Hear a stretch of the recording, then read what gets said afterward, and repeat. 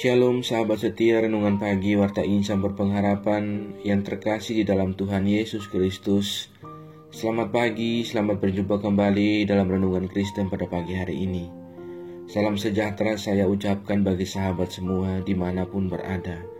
Kiranya damai dan sukacita dari Roh Kudus senantiasa melimpah di dalam hati dan kehidupan sahabat sekalian. Sebelum kita mendengarkan renungan firman Tuhan pada pagi hari ini, mari sama-sama kita berdoa. Bapa kami yang ada dalam kerajaan sorga, Bapa di dalam nama Tuhan Yesus Kristus, Tuhan dan Juru Selamat kami, Bapa yang amat baik dalam kehidupan kami bersyukur kepadamu ya Tuhan atas berkat kemurahan Tuhan dalam kehidupan kami. Terima kasih sudah menjaga dan melindungi kami sepanjang tidur malam kami, sehingga kami boleh bangun kembali pada pagi hari ini dengan kesehatan dan kekuatan yang baru. Semuanya karena kasih dan kemurahan Tuhan. Ya Bapa, saat ini kami mau mendengarkan sabda firman-Mu. Berkenanlah Tuhan Engkau berfirman kepada kami, urapilah kami dan jamalah hati kami. Berilah kami hikmat-Mu agar kami dapat mengerti dan dapat taat melakukan kehendak-Mu. Di dalam nama Tuhan Yesus Kristus firman yang hidup kami berdoa. Haleluya, amin. Sahabat yang baik hati, ayat renungan kita pada pagi hari ini terdapat di dalam kitab Kisah Para Rasul pasalnya yang ke-9, ayatnya yang ke-5 yang berkata demikian. Jawab Saulus, "Siapakah engkau Tuhan?" Katanya, "Akulah Yesus yang kau aniaya itu." Demikian firman Tuhan. Judul renungan kita pada pagi hari ini adalah bertahan dalam penderitaan. Sahabat setia renungan pagi Warta Insan Berpengharapan yang terkasih dalam Tuhan Yesus Kristus. Pernahkah kita berpikir dalam hati kita, mengapa Tuhan tidak turun tangan ketika saya dirampok, dikeroyok, difitnah, atau dilecehkan? Bukankah Dia Maha Kuasa dan Maha Tahu? Sangat tidak adil di mana Tuhan ketika saya dianiaya begitu keji. Apakah Dia hanya menonton? Jeritan hati semacam ini merupakan reaksi yang normal dari rasa sakit yang ada kalanya tak tertahankan ketika kita mengalami hal-hal di atas tadi. Mari kita renungkan bersama-sama dialog antara Saulus dengan Tuhan. Saat itu Saulus terjatuh oleh pancaran cahaya dari langit di tengah perjalanannya ke Damsyik dalam upayanya menangkap dan menganiaya lebih banyak lagi murid-murid Tuhan.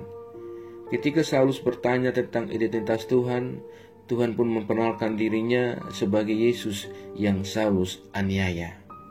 Sahabat yang baik hati, Tertullianus, seorang patriark gereja awal dari Kartago, Tunisia, pernah mengatakan bahwa darah para martir adalah benih bagi pertumbuhan gereja. Ungkapan ini pas untuk menyebut situasi yang dialami oleh jemaat-jemaat Kristen yang menderita akibat penganiayaan secara sistematis oleh Saulus. Disebut penganiayaan sistematis karena Saulus bekerja secara terkoordinir, terencana, dan mempunyai pengikut, juga memegang surat kuasa. Imam besar yang mempunyai otoritas keagamaan atas kehidupan pribadi dan komunitas agama. Saulus sendiri menetapkan dirinya sebagai seorang pembenci atau pengikut Yesus. Ia dikatakan berkobar-kobar hati untuk mengancam dan membunuh para pengikut Yesus. Namun demikian, apakah gereja dan orang-orang percayanya yang teraniaya itu dapat dibinasakan?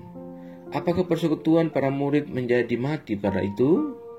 Disinilah kisah pertobatan Saulus menjadi penting. Tampilnya Yesus yang menghadang perjalanan Saulus ke Damsyik melalui cahaya dari langit, sebuah cahaya ilahi, hendak menerangkan kepada kita semua bahwa gereja bukan hanya lembaga manusia, melainkan karya ilahi milik Allah. Sebagai karya Allah, keberadaannya dijamin, dipelihara, dan diselamatkan. Dialog Saulus dengan Yesus juga menggambarkan bahwa gereja adalah tubuh Kristus.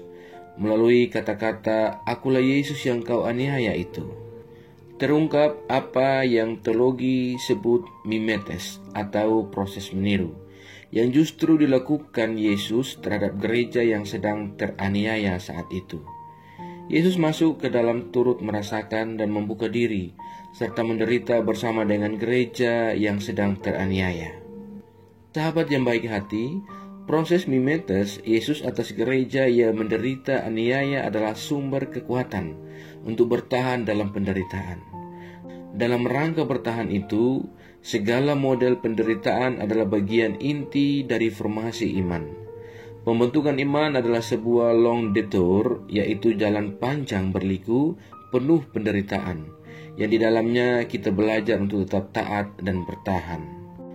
Tuhan bukan sekedar berdiri di sana dan menonton ketika kita dianiaya, karena Ia pun teraniaya dan turut menderita bersama kita.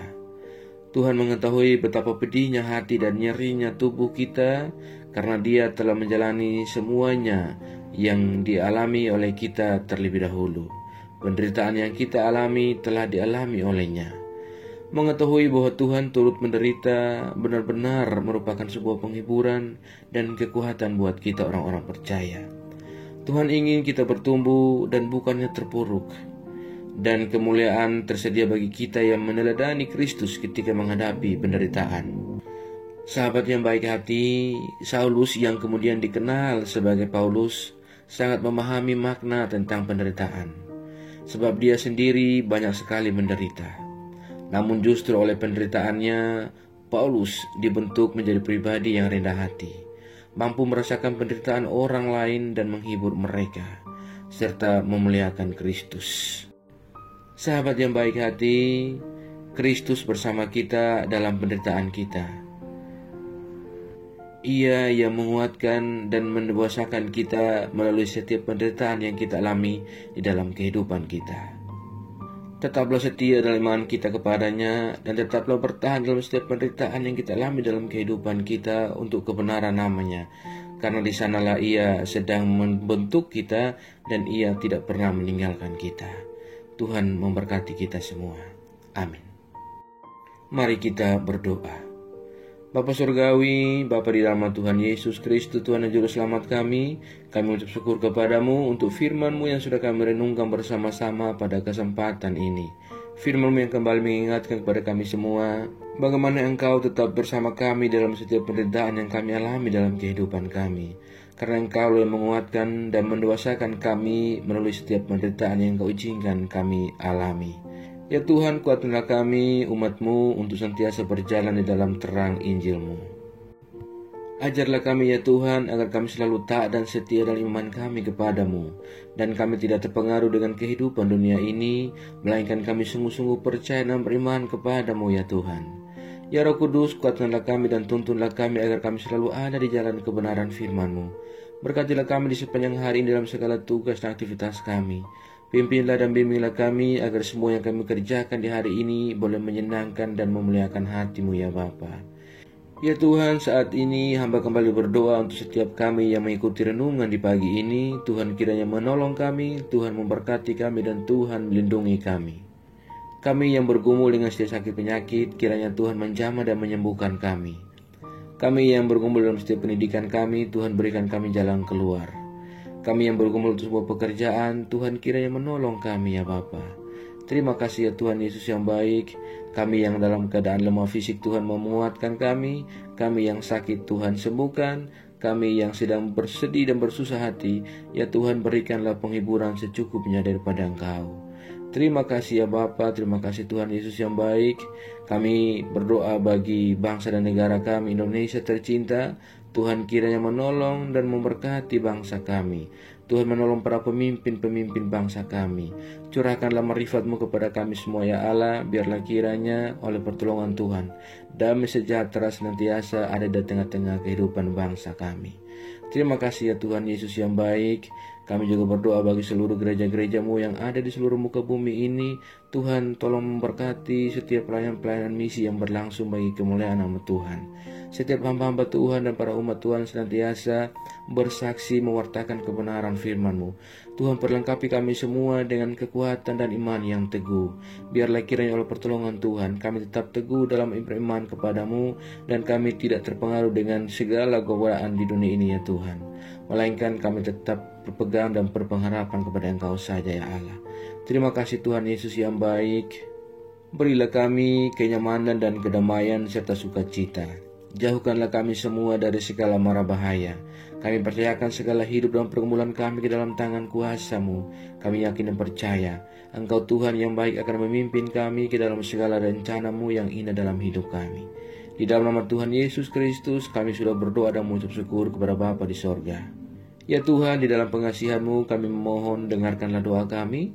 Peliharalah kami semua dalam kasih Tuhan kami Yesus Kristus, yang adalah Tuhan dan Juru Selamat kami, yang telah mengajarkan kami doa agung yang sempurna, kami ucapkan secara bersama-sama. Bapa kami yang di sorga, dikuduskanlah nama-Mu, datanglah kerajaan-Mu, jadilah kehendak-Mu di bumi seperti di sorga. Berikanlah kami pada hari ini makanan kami yang secukupnya, dan ampunilah kami akan kesalahan kami, seperti kami juga mengampuni orang bersalah kepada kami. Dan janganlah membawa kami ke dalam pencobaan, tapi lepaskanlah kami daripada yang jahat. Karena Engkau yang punya kerajaan, dan kuasa, dan kemuliaan sampai selama-lamanya. Arahkanlah seluruh kehidupan kita kepada Tuhan dan terimalah berkat-Nya. Tuhan memberkati engkau dan melindungi engkau. Tuhan menyinari engkau dengan wajah-Nya yang kudus dan memberikan engkau kasih karunia. Tuhan menghadapkan wajah-Nya kepada engkau dan beri engkau damai sejahtera.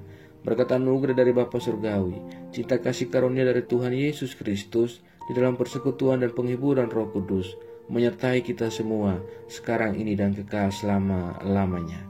Haleluya. Amin. Selamat pagi dan selamat beraktivitas di hari ini bagi sahabat semua. Tuhan Yesus memberkati. Sampai jumpa di renungan berikutnya. Shalom.